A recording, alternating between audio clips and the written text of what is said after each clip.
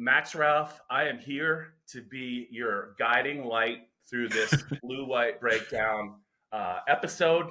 Future episodes, you are free to whatever you want to do. I want to tell the Penn State football audience that this guy right here, I have been doing this a long time. I've never seen or heard somebody so excited to do a podcast almost immediately after our Penn State Media Day on Saturday.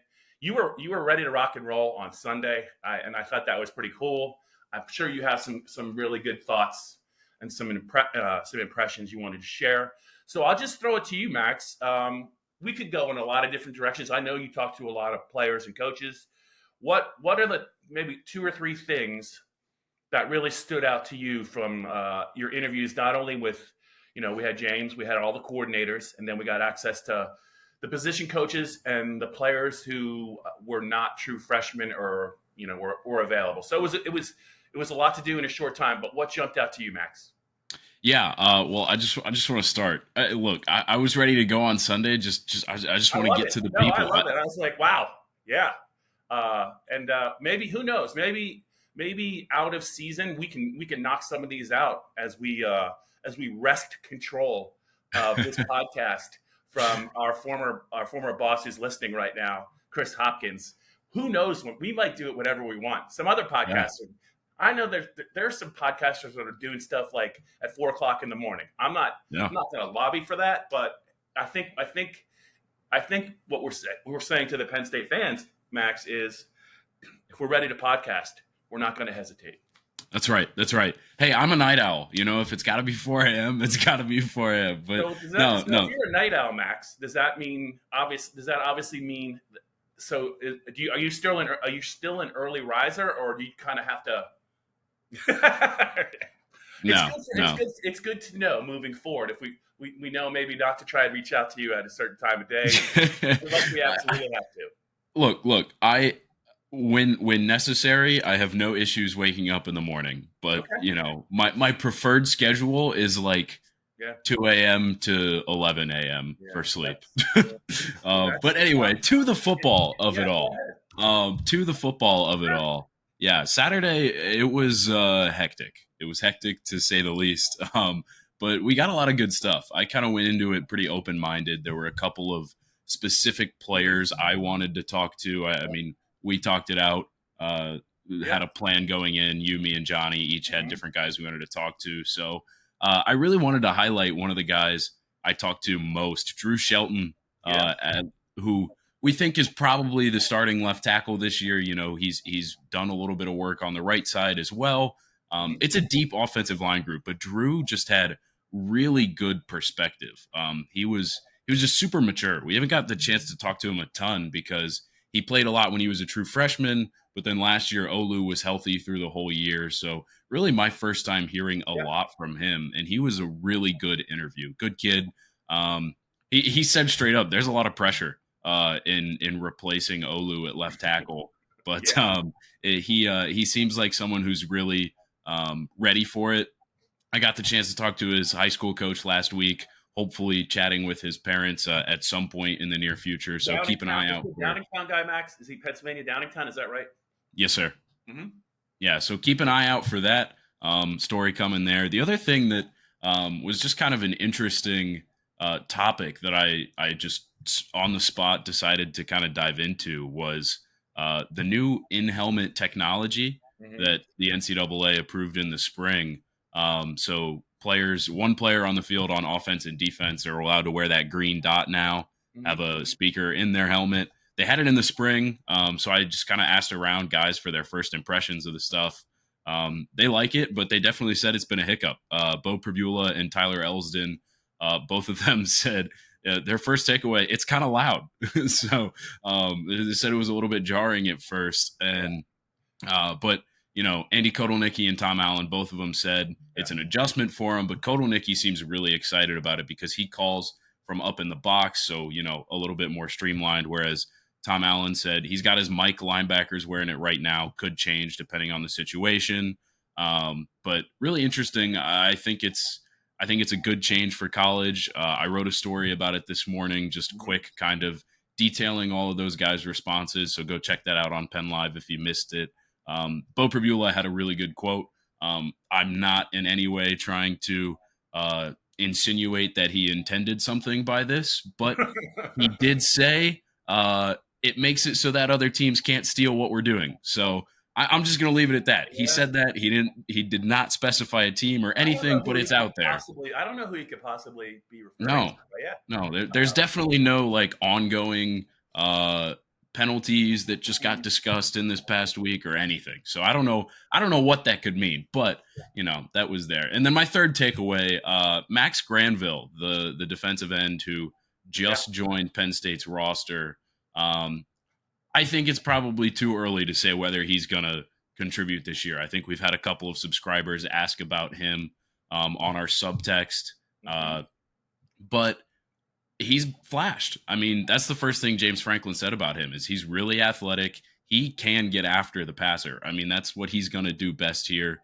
He's a pass rusher. Maybe if his body develops quickly, Mhm. he'll be able to have a very small role as a pass rusher here in specialized situations. But he's flashed. His athleticism is legit. And truthfully, he doesn't really look like a high schooler. We got the chance to see him out at practice a couple times. I mean, it's different from the early enrollees that we get in January sometimes. Like he is a full semester ahead of those guys too. So the Right. fact that he looks like he belongs is really impressive. Yeah. Deion Barnes had a lot of good things to say about him. When I talked to him, they were kind of surprised that they got him even here on campus. He had been taking summer classes in high school in order to early enroll, realized he could enroll and reclassify. So they got the thing done. He's going to be an interesting one. He's young, early to say anything for him, but yeah, those are my quick takeaways. Sure. Well, Max, I'm glad you brought that up because speaking of defensive linemen who can get after the passer, I think it's maybe a little bit more of a priority in August to identify some more guys with the obviously with the news that Jameial Lyons is no longer Hmm. part of the program. A very promising second year edge rusher who absolutely flashed last year and certainly For looked sure. physically like he was ready to be a big part of the team. We're not going to get into any of the specifics because there's just not a lot of news out there. He and Kavion Hmm. Keys, a linebacker, young linebacker, no longer with the team. And I had asked James Franklin because he wasn't going to talk about it at media Yeah. day. He made that clear.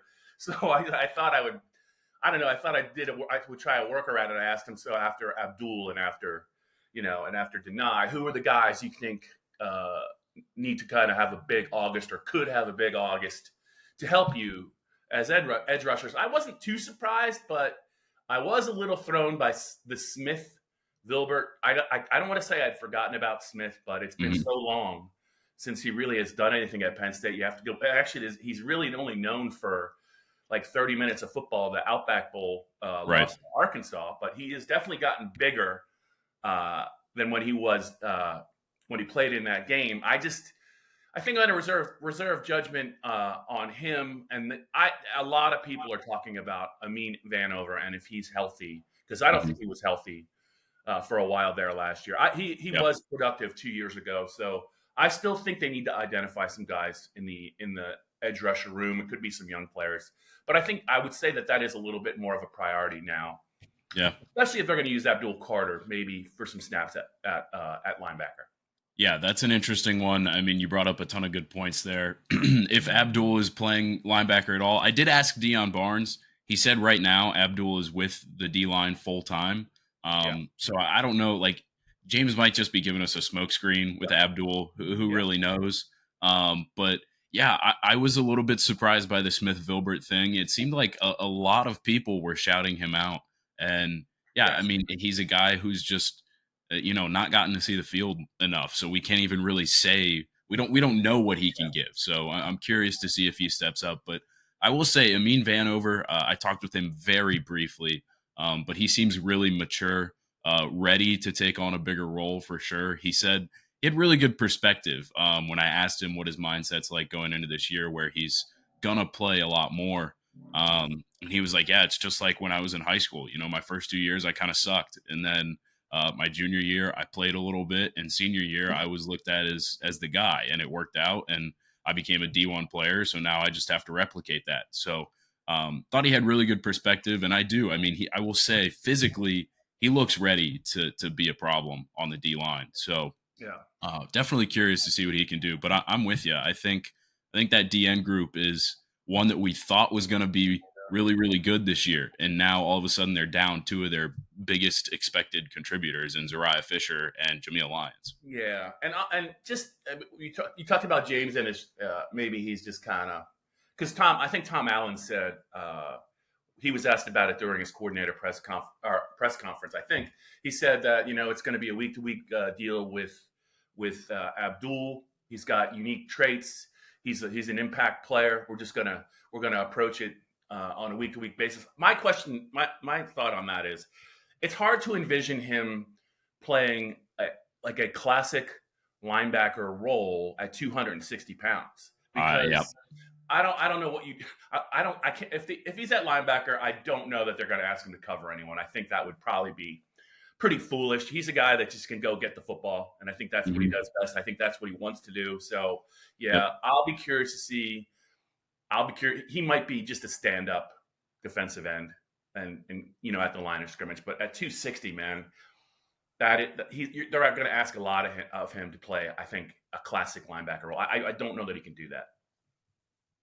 Yeah, I agree. I think it could be a situation where they just have him drop into zone a couple times on unique looks that they're trying to give an offense, or if it is just like a stand up pass rusher role.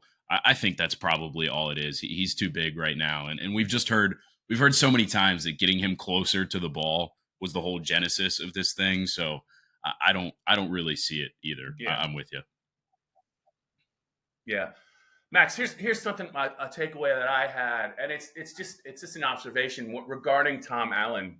He is I don't want to say he's hyper, but he's damn near close to a hyper person. Like he's just constantly moving. He was at the podium, and his hands were shaking as he talked to us. I could see it, and he's always blowing his whistle in practice, much to the chagrin of James Franklin, because I think he still thinks that at times he's a head coach. Maybe he'll get better at that, but I will say this: he's an animated guy who I would say he talks fairly quickly. Like he's not a guy that you listen to James Franklin talk and some other guys talk. I just wonder, is it going to be hard for the guy that's got the green sticker to actually understand Tom Allen if he gets too psyched up like in a game? I legitimately wonder about that, because I found it was hard sometimes to keep up with him when he was talking in the press conference.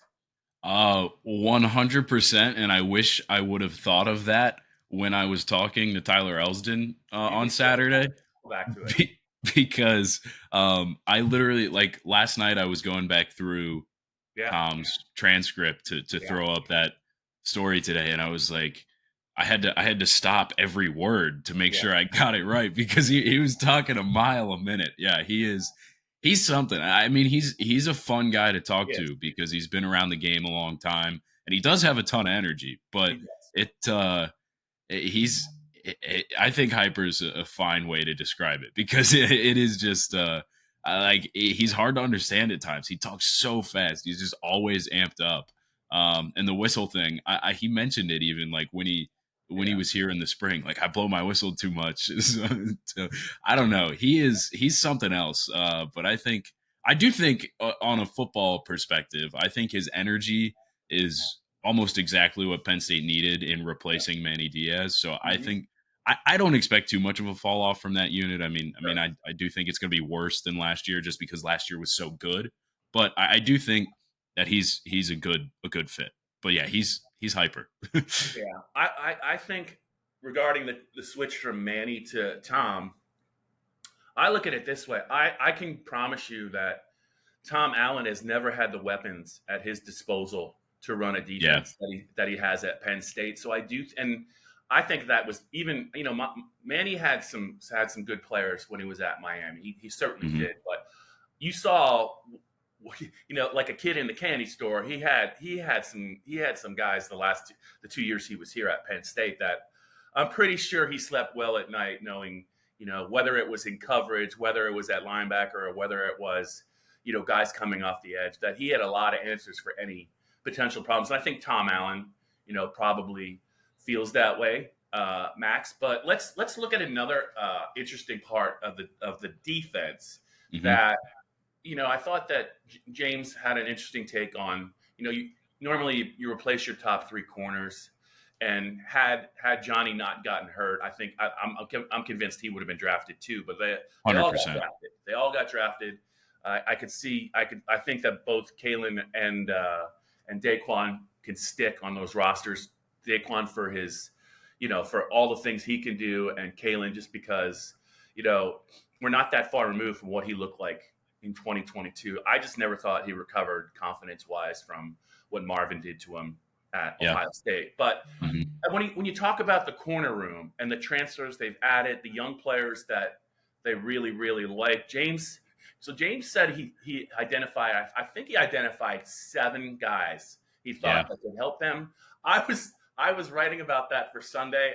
I might have missed one. I came up with 6, but either way, a name that keeps getting brought up is Audavian Collins. We know about, Harris and Jalen Kimber. We know about Cam Miller, right? We know they like Zion Tracy. But to me, Audavian Collins, everyone's saying it. So they might be deeper at corner, and we just don't know. They could actually be better at corner. I don't think James is actually blowing smoke on that one. No, I agree with you. I think the key is the way he framed it was they could be better athletically, which I see. I mean, for as good as Kalen King, Johnny Dixon, as those two were, the reason Kalen King's draft stock fell so far is because he ran a poor 40 time. He didn't have a great vertical jump. So, those guys were really freaking good Big Ten corners. But pure athleticism, I totally believe it that this year is better. If you look at A.J. Harris, he is a slim guy. He's going to be quick out there on the edge. But, in talking with Terry Smith a little bit about him, he's really physical too.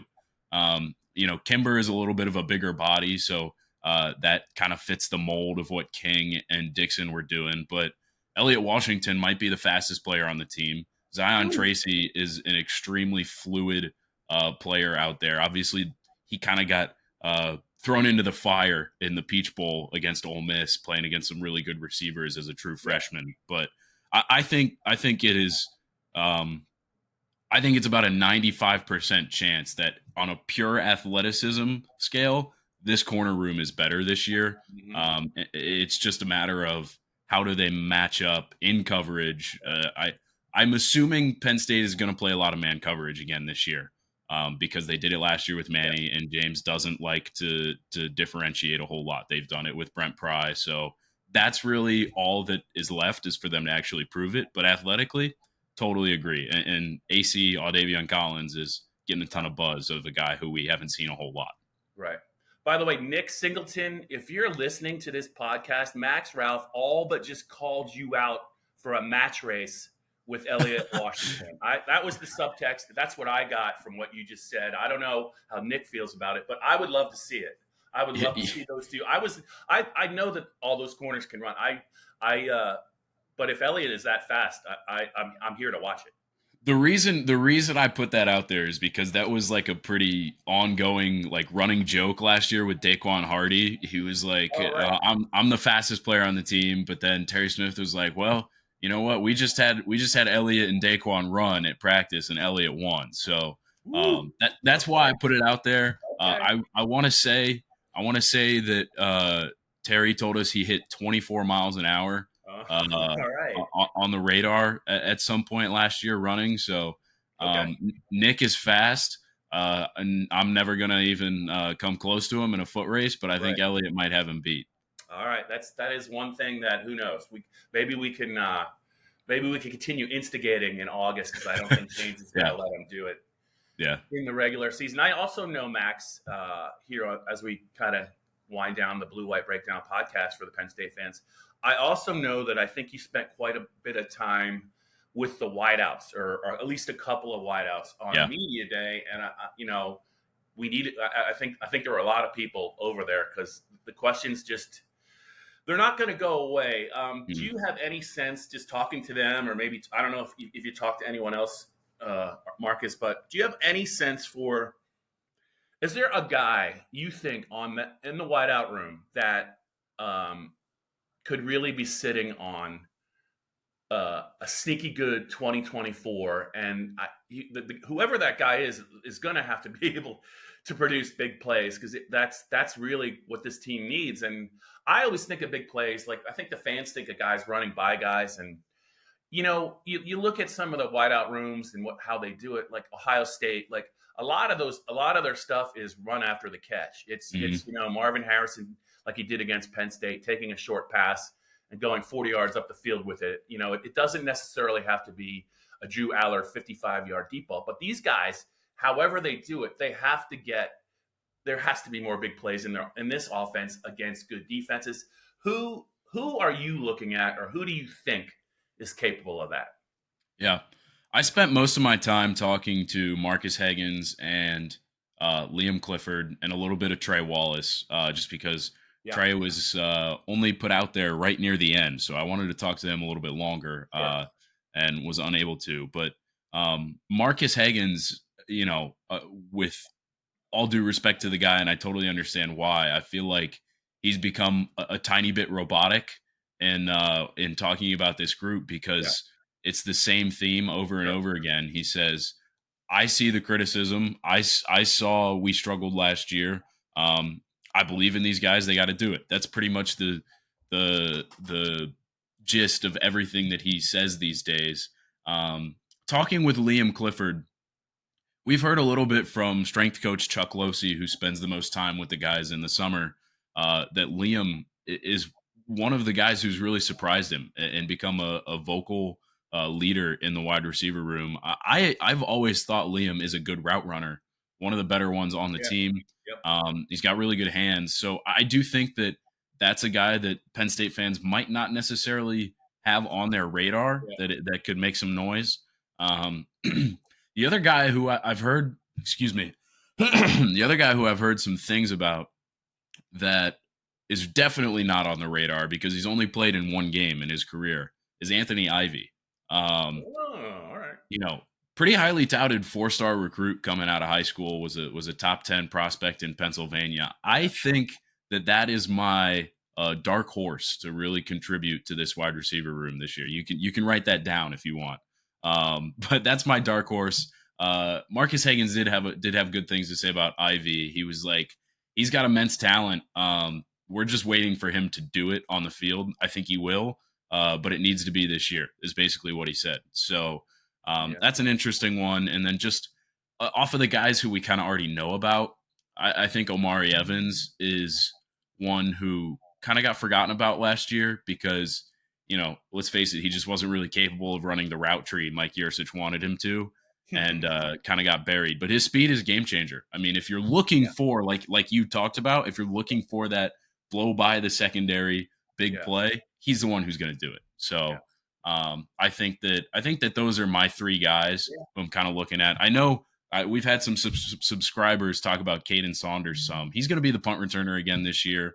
I think that if he takes another step physically, he could be better in that wide receiver room. But his issue has just been his body hasn't caught up yet. So those are the three guys I'm going with who are kind of onus is on them to step up. Yeah.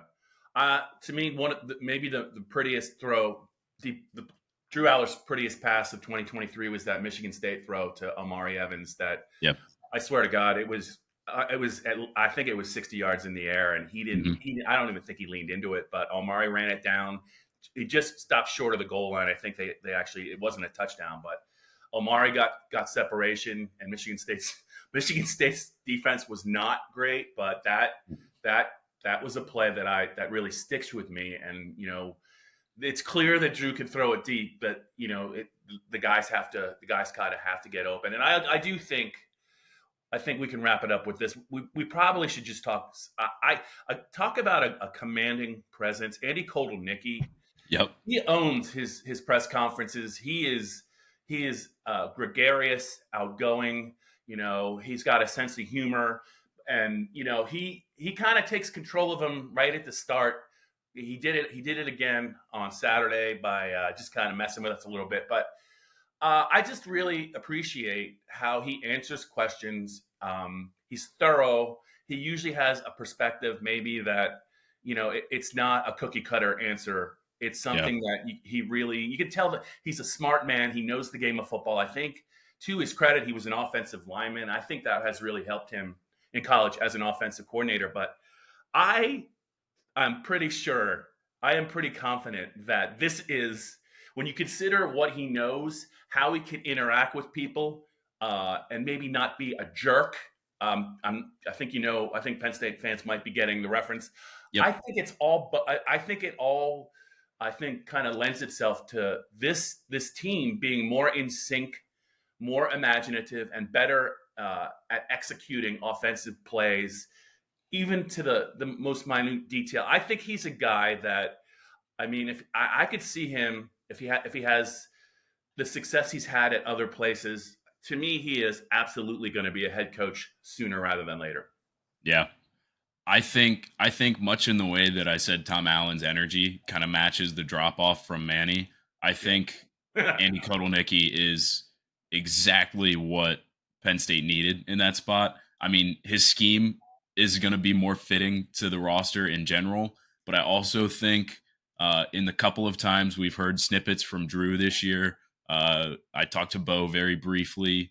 I think those two guys are a lot more mature too. So I think the dynamic of Andy Kotelnicki and Danny O'Brien as the quarterbacks coach, I just think those two are really working well with these quarterbacks. I think, like I said, I think Kotelnicki's scheme is better. I think it's going to be better suited to the players on this roster. I just think that I think everything's healthier. Like, I think everybody's gonna wish that they brought in another wide receiver in the portal. They're gonna wish that those guys were more proven, and that's valid. That's an issue that we're not gonna have a resolution to until we go to Morgantown. But I think that everything on this offense is healthier. Like Drew doesn't seem scared anymore. He Yeah. seemed scared last year, and so I think Kotelnicki has been. I just think he's been everything James Franklin could ask for to this point. Yeah, yeah. Max, before, I'm not gonna let you go here on the Blue White Breakdown. I know about your love for Chicago, and I know you're wearing a Wrigleyville hat, which is Yep. also, that is an area that is very near and dear to my heart. I still haven't gotten over the Big Ten taking Big Ten Media Days away from Chicago and putting it in Indianapolis. It's been rough on me. Yeah. It Yeah. really has. But I just wanted to ask you. I think Penn State fans, there's going to be a Northwestern trip at some point sooner rather than later. Wrigleyville, where is your go-to place in Wrigleyville for food? I hate to I hate I hate to I hate to be an imposter here, Go ahead. because I am such a diehard Chicago Cubs fan, Chicago Bears fan. Yeah, But I'm not from Chicago. I took a weekend trip there 2 weeks ago with my girlfriend, sure. and that was really like our first time walking the city, doing Okay. tours and stuff. So I'm not the source. I'm not the All right. source. I've been to Wrigley like 5 or 6 times, Sure.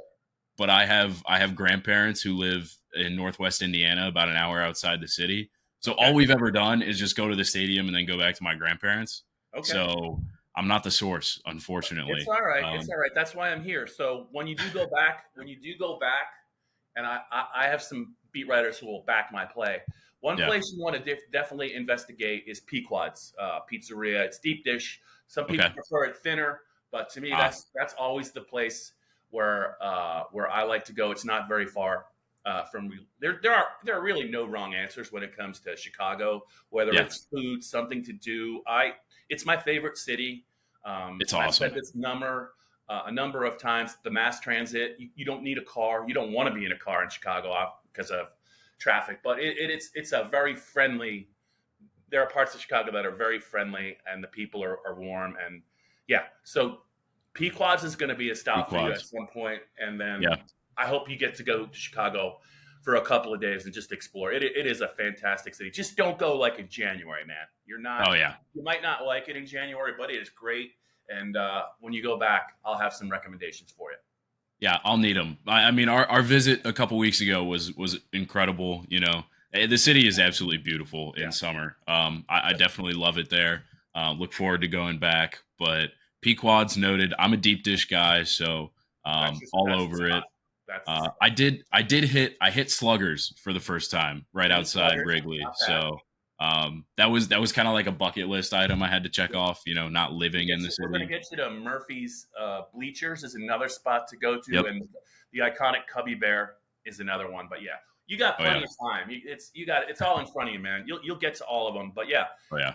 it's been great chatting with you. There's another availability with Penn State on Thursday Thursday. Yeah. week.